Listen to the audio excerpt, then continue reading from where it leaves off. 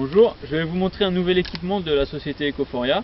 Nous avions déjà un tracteur MX90C équipé forestier avec des pneus semi-basse pression et nous avons monté cette année un relevage avant et une prise de force avant pour pouvoir monter un rotavator dessus que nous avons ici. Alors cette opération consiste à faire un travail du sol en plantation forestière. Donc nous avons ici un rota qui va travailler le sol sur une dizaine de centimètres de profondeur. Une fois que la terre est ameublie sur le sol, le tracteur a un empattement où il ne roule pas sur la bande de travail. Et à l'arrière du tracteur, nous avons une sous-soleuse qui a été aménagée en planteuse forestière.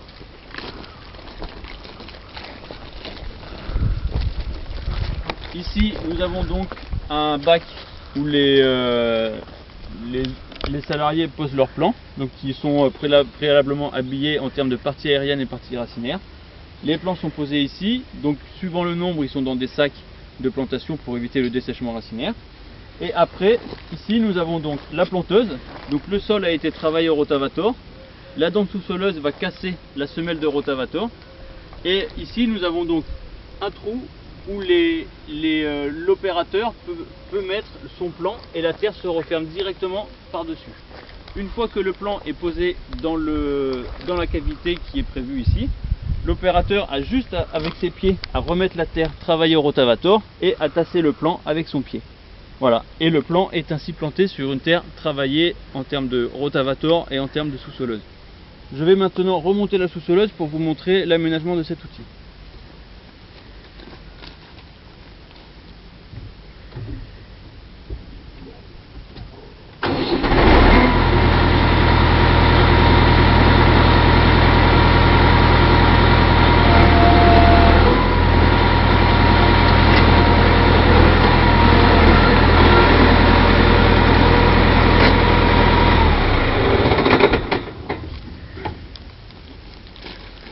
Alors cette dent de sous-soleuse a été modifiée, donc il y a deux plaques qui ont été soudées suffisamment grandes pour que quand elle passe, l'opérateur ait le temps de mettre son plant au milieu. Et ensuite nous avons de chaque côté, ici et en bas, des ailettes qui permettent de fissurer les surfaces lissées par la plaque dans le sol et qui permettent un enracinement optimum de l'arbre. Cela évite ainsi que les racines soient en contact d'une terre lisse et du coup mettent une mauvaise reprise sur les plants. Voilà, et donc après nous avons donc le travail de la dent de sous-soleuse qui se fait en premier lieu et qui casse la semelle de rota.